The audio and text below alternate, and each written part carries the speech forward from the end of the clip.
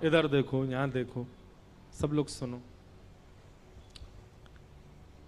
तो हरपाल नाम के एक भक्त थे भगवान के,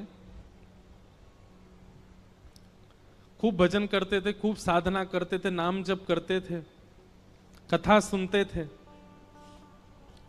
लेकिन वो ब्याह नहीं कर रहे थे। क्यों?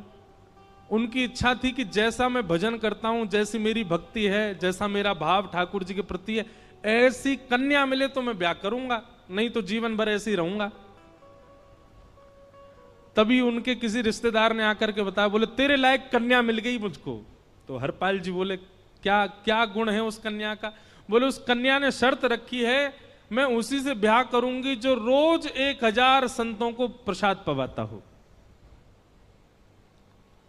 हरपाल जी बोले, अब तो मुहूर्त भी नहीं निकलवाना, कल ही ब्याह करवा दो मेरा।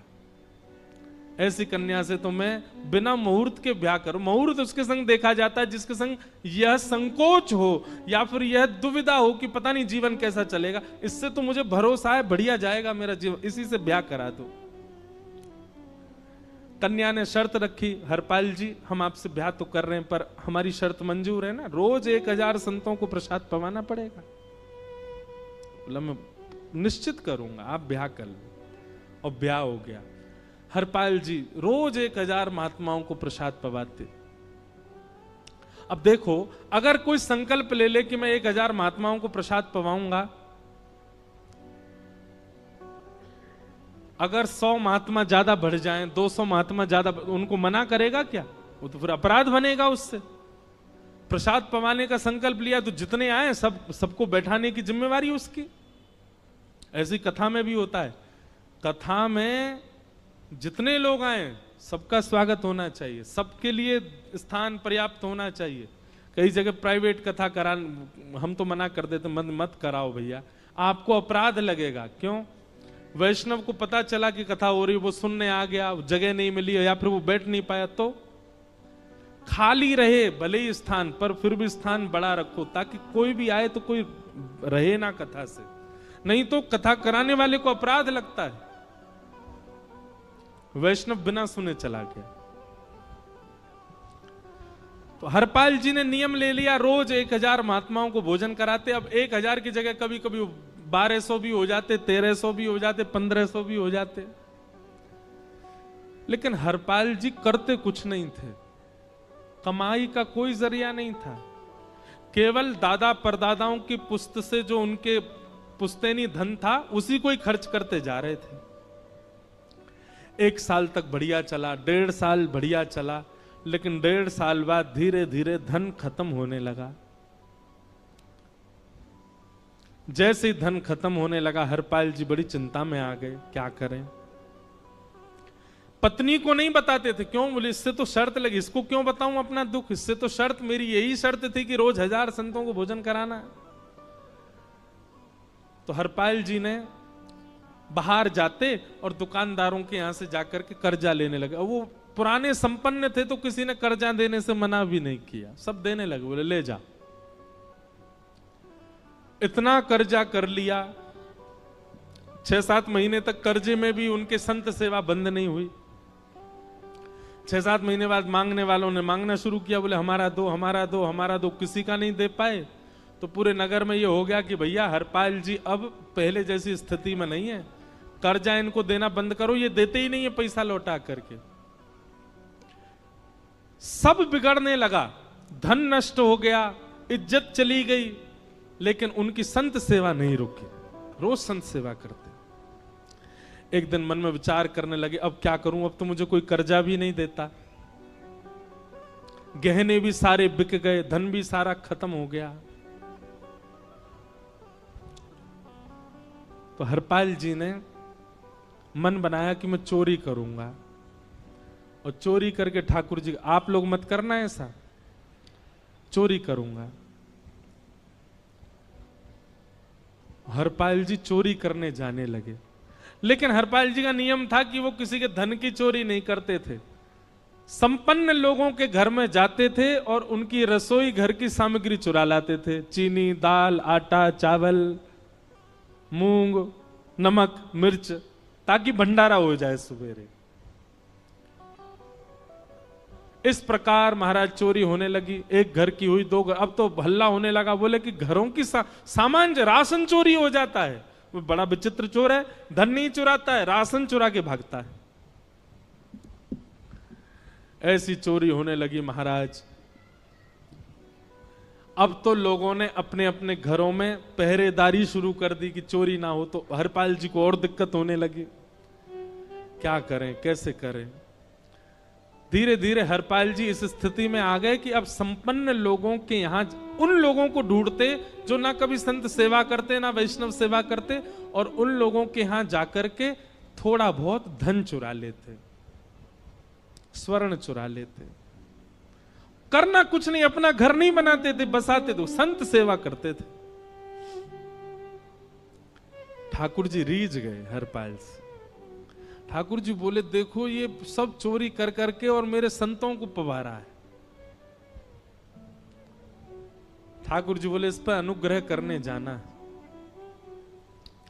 भगवान सिंहासन से उठ करके तैयार होने के लिए गए और बढ़िया महाराज नकली सी मूछ लगा करके, ऊपर सिर पर पाग पहन करके और थोड़ा पेट सा बाहर निकाल के, गले में खूब सारी जंजीर डाल के, हाथों की हर उंगली में अंगूठी पहन करके, सोने की जूतियां डाल करके, कौंधनी सोने की पहन करके, और एक बैंत समझते, वृद्ध लोग लेकर के चलते, बैंत, सोने का मड़ा हुआ बैंत लेकर के ठाकुर जी तैयार हो गए, एक सेठ जी बन गए।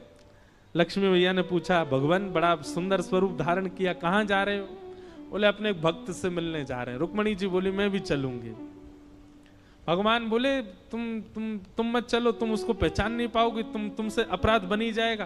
बोले, नहीं नहीं, भक्त दर्शन करने मैं तो जाऊंगी। भगवान बोले, जल्दी तैयार हो जाओ। सब लोग इधर देखो, वहां से कोई सामग्री आ रही है, कथा यहां हो रही है, इधर देखो, और फिर हम आंख बंद कर लेंगे, चाहे आप कहीं देखो। आंख खुली है तो हमको ही देखो। रुक्मणी जी एक सेठानी बन गई, ठाकुर जी सेठ जी बन गए, और दोनों ने मन में विचार किया कि हरपाल जी को दर्शन देना है। और यहां हरपाल जी की स्थिति क्या थी? अब संत सेवा के लिए कहीं से भी धन नहीं मिल रहा था। तो हरपाल जी एक मार्ग पर जाकर के बैठ गए और सोचने लगे, कोई धनवान यहां से निकलेगा तो उसको लूट लूंगा, और लूट के भाग जाऊंगा, सारा धन संत सेवा में लगा दूंगा। तभी उस मार्ग पर कोई और तो आया नहीं, ठाकुर जी सेठ बन करके आ गए। और महाराज खूब सारे गहने पहन करके, पाग बढ़िया सोने की जड़ाऊ पाग पहन करके, ऐसे वस्त्र पहन करके, और छम छम करते चलते आ रहे हैं। उन गहने ही बज रहे हैं ठाकुर जी के।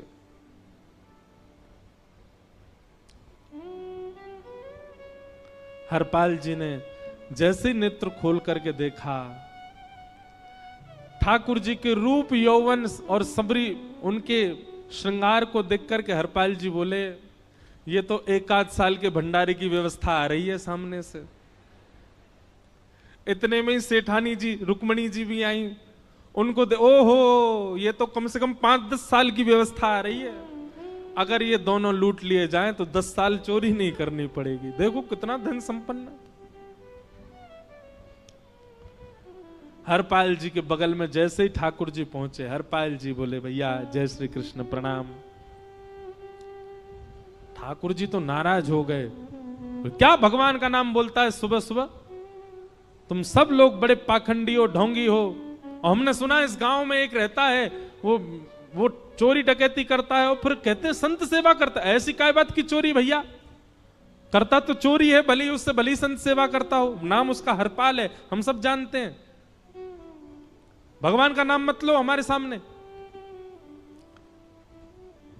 हरपाल जी समझ गए, वो तो बिल्कुल भगवत विमुख है, इसकी तो एक अंगूठी भी नहीं छोड़नी मुझको, इसका तो सब लेके जाऊंगा। अगर ये बदले में जय श्री कृष्णा बोलता तो एक आध गहना छोड़ देता इसका में, पर ये तो इतना बिखर रहा है भगवान का नाम सुन के, इसका कुछ नहीं छोड़ूंगा, सब ले जाऊंगा।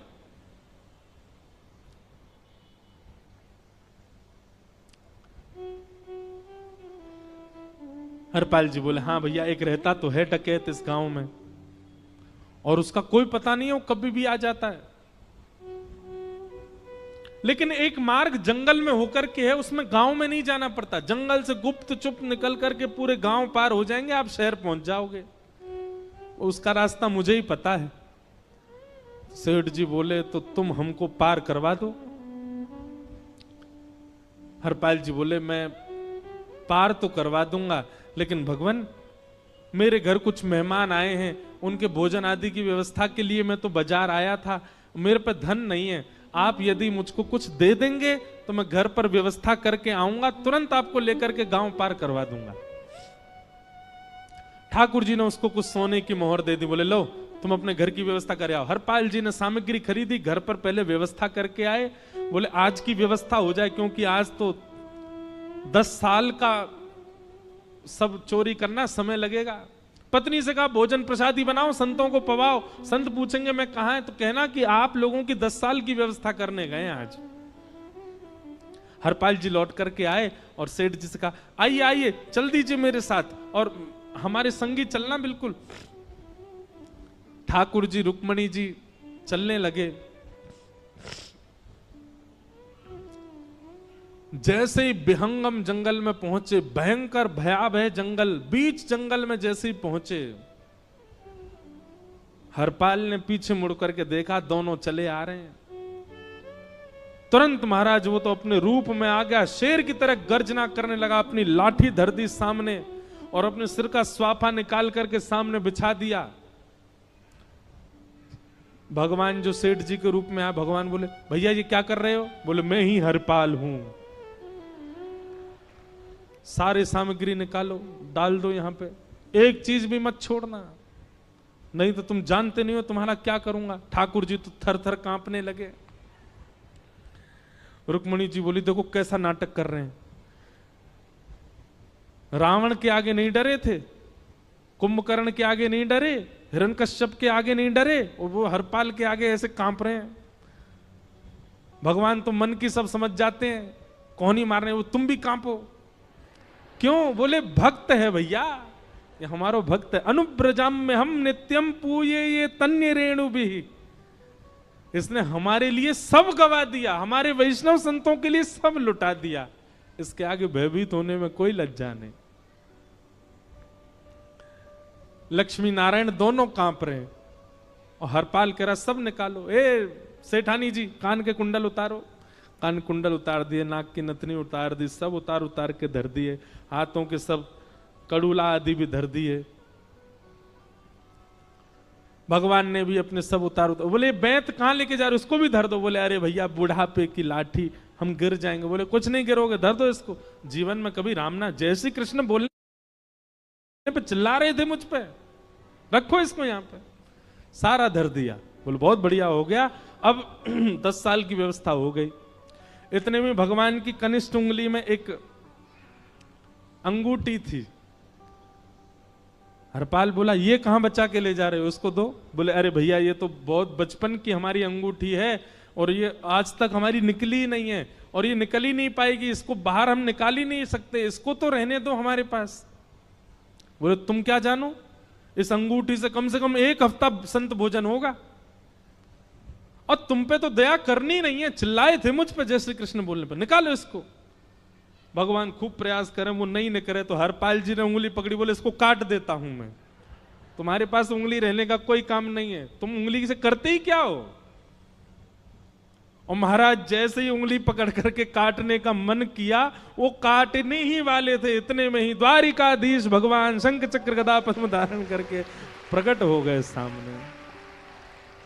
रुक्मणी जी महालक्ष्मी के रूप में प्रकट हो गई और दोनों ने अपने अंक में हरपाल को भर लिया। हरपाल जी समझ नहीं पा रहे